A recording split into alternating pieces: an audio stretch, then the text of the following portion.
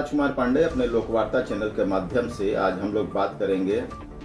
जंतर मंतर पे आंदोलन तो समाप्त हो गया, लेकिन उसके आगे की जो प्रक्रिया है उस पर आज हम लोग बात करेंगे। सुप्रीम कोर्ट ने आदेश दिया कि अपराधियों को खोजो, पुलिस वालों पर हमला करने वालों की निष्पक्ष जांच करो। तो पेट में दर्द किसको हो रहा है? उन नेताओं को, उन दलों को और दीपक जैसे स्वयंभू आकाओं को जो छात्रों के कंधे पर बंदूक रख करके सत्ता गिराने का सपना देख रहे थे। आज सवाल सिर्फ एक परीक्षा का नहीं है, सवाल इस मुल्क के कानून के इकबाल का है। जो हुआ और जो हो रहा है वह बेहद शर्मनाक है। अदालत का फैसला बहुत साफ है, जो निर्दोष छात्र हैं उन पर कार्रवाई नहीं होगी। जंतर मंतर पर हिंसा फैलाने वाले 250 पुलिसकर्मियों को लहलुहान करने वाले अपराधियों पर मुकदमा चलेगा। इसमें क्या गलत है? लेकिन दिक्कत क्या है? दिक्कत यह है कि सीजेपी और उनके संस्थापकों को लगता है कि देश के कानून और सुप्रीम कोर्ट से भी वो ऊपर हो चुके हैं। उन्होंने कोर्ट के आदेश को मानने से इनकार कर दिया।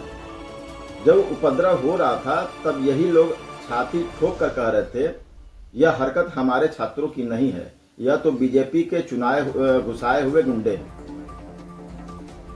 अगर वे बीजेपी के गुंडे थे तो आज जब सुप्रीम कोर्ट उन पर जांच का चाबुक चला रहा है तो आपकी रूह क्यों कांप रही है? आप उन्हें बचाने के लिए वकीलों की फौज और धमकियां लेकर क्यों खड़े हो रहे हैं? अगर वो गुंडे थे तो मरने दीजिए ना, उन्हें जेल जाने दीजिए। ये कैसा दोगलापन है? छात्रों का आंदोलन समझ आता है, उनकी पीड़ा जायज है, मगर पर्चा लीक हुआ, अगर बच्चों का भविष्य अंधकार में गया तो सरकार को घुटनों पर आना चाहिए, मुआवजा देना चाहिए, जांच होनी चाहिए। लेकिन आंदोलन की आड़ में यह क्या परोसा गया? जंतर मंतर से जो भाषा बोली गई, जो गालियां दी गईं, अगर कोई शरीफ आदमी सुन ले तो उसके कान से धुआं निकल आए। लड़कों की बात तो छोड़िए, समझ में आती है, लेकिन जिस तरह से बच्चियों ने ऐसी ऐसी गालियां दिलवाई गई जिन्हें ढूंढने पर डिक्शनरी में भी न मिले, यह दुनिया के सबसे बेशर्म इंसान को भी संसार कर दे। ऐसी गालियां दी गई, ऐसी गालियां जो बनारस में होली पर होने वाली कवि सम्मेलनों में भी नहीं होती थी, उससे भी गंदी और भद्दी विभत्स गालियां दी गई। हद तो तब हो गई जब इटली की प्रधानमंत्री जॉर्जिया मेलोनी के सोशल मीडिया अकाउंट पर जाकर भद्दी भद्दी गालियां लाखों के तादाद में दी गई।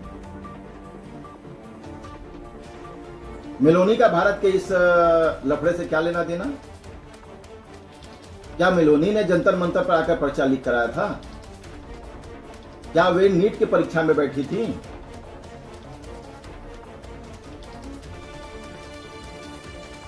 इटली और भारत के संबंधों को खराब करने वाली ये दोगली विचारधारा है। प्रधानमंत्री को गाली देना, 125 करोड़ से ज्यादा जनता ने जिस व्यक्ति को चुनकर देश का प्रतिनिधित्व सौंपा है, उसे जब आप इस तरह की नीच गालियां देते हैं तो आप व्यक्ति को नहीं, इस पूरे देश और देश की जनता को गाली दे रहे हैं। संसद में सरकार छात्रों के मसले पर विधेयक लेके आई है। लोकसभा और राज्यसभा में पूर्ण बहुमत है। विधेयक तो पास हो ही जाएगा, इसमें कुछ होना जाना नहीं है। लेकिन असली दृश्य तो तब उत्पन्न होंगे जब संसद के बाहर सुप्रीम कोर्ट के आदेश का पालन शुरू होगा। बड़ी बड़ी राष्ट्रीय पार्टियां हैं, कोई 100 साल पुरानी कांग्रेस है तो कोई 50 साल पुरानी सपा है। आज इन काकरोचों और दीपक जैसे नेताओं के इशारे पर नाच रही हैं। राहुल गांधी, अखिलेश यादव, अरविंद केजरीवाल, अपने आप को भारतीय राजनीति के दिग्गज कहने वाले नेता, आज अपने घर के झरोखों से चुपके चुपके तमाशा देख रहे हैं। उन्हें अपने इस रवैये पर शर्म आनी चाहिए कि इन्हें इन काकरोचों की उंगलियों के इशारे पर नाचना पड़ रहा है। अब जरा आइए आंकड़ों पे, अर्थव्यवस्था के उस गणित पर जो इस पूरे तमाशे के पीछे छुपा है। एक मोबाइल की छोटी सी दुकान चलाने वाला जुनैद, जो रोज का 2000 नहीं कमाता, वो 3 लाख लोगों को 2 वक्त का भोजन कैसे देता है, कैसे खिलाता है? कहां से उसके पास पैसा आया? स्विगी, जोमैटो और ब्लिंकिट के कान उमेठे जाने चाहिए।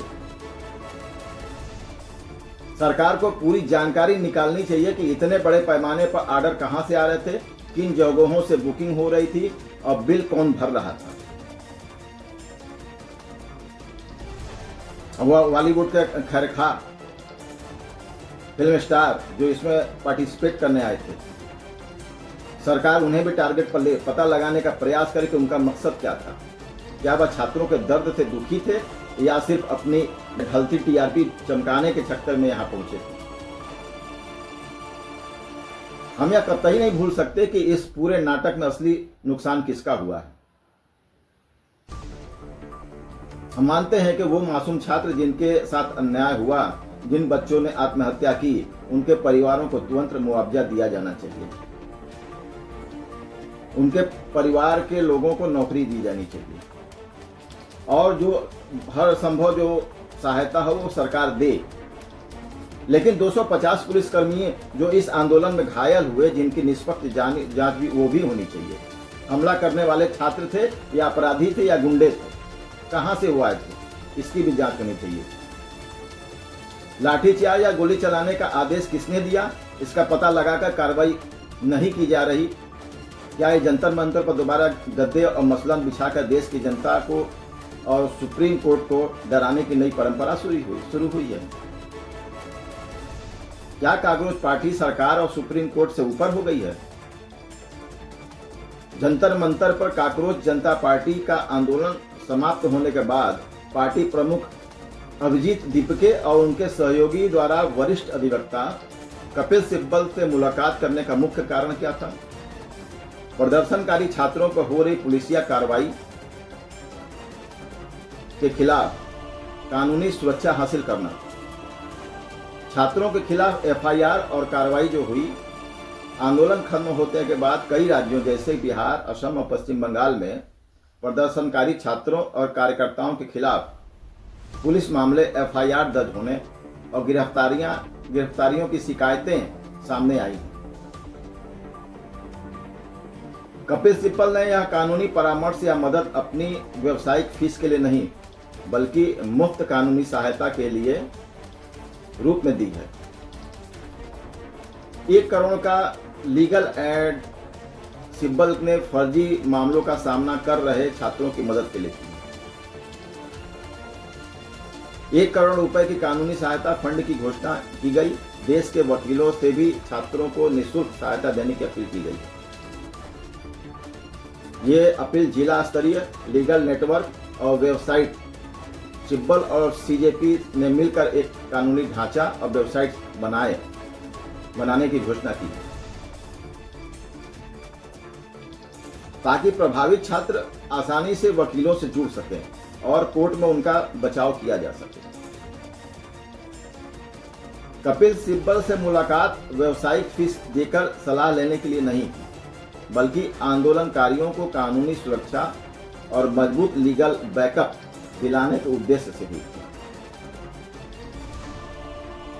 अब कानून से बड़ा कोई नहीं है, न कोई नेता, न कोई सरकार और न ही सीजेपी जैसे स्वयंभू आका। अगर सुप्रीम कोर्ट के आदेश के बाद भी जंतर मंतर पर दोबारा अखाड़ा सजने और कोर्ट को धमकाने की कोशिश हुई तो यह देश की संप्रभुता पर हमला होगा। सरकार को अपनी मजबूरियों से बाहर निकल करके सख्त कदम उठाने होंगे और सुप्रीम कोर्ट के आदेश का 100% पालन करना होगा, क्योंकि अगर राज्य कानून का इकबाल टूटा तो देश की जनता कभी माफ नहीं करेगी। अगर आपको लड़ना ही है तो आप संसद के अंदर लड़िए। जो आपको अपनी बात कहनी है, जो समस्या उठानी है, आप संसद के अंदर उठाइए। संसद सत्र चल रहा है, जो कहना है आप वहां कहिए। तो वहां तो आपने अड़ंगा लगा दिया, वहां तो आप बात ही नहीं कर रहे हैं। आप कह रहे हैं कि गृह मंत्री आकर के वहां पे स्टेटमेंट दें। भाई अब संसद को चलने देंगे तब ना वो स्टेटमेंट देंगे। संसद को चलने दीजिए, गृह मंत्री भी स्टेटमेंट देंगे, हर मुद्दे पर बात होगी, चाहे वो पुलिस छात्रों पर गोली की घटना हो, चाहे वो लाठीचार्ज की घटना हो, और चाहे पुलिस वालों पे गोली और लाठीचार्ज की घटना हो। सारे मुद्दों पर बात होगी, वहां बात करिए, अपने सवालों को उठाइए। आज का मेरा वीडियो बस यहीं तक। मेरा वीडियो अगर पसंद आ रहा हो तो उसको लाइक करें, शेयर करें, कमेंट्स करें, सब्सक्राइब करें, कमेंट जरूर करें, क्योंकि कमेंट की मुझे प्रतीक्षा रहती है। और जय हिंद, जय भारत, धन्यवाद।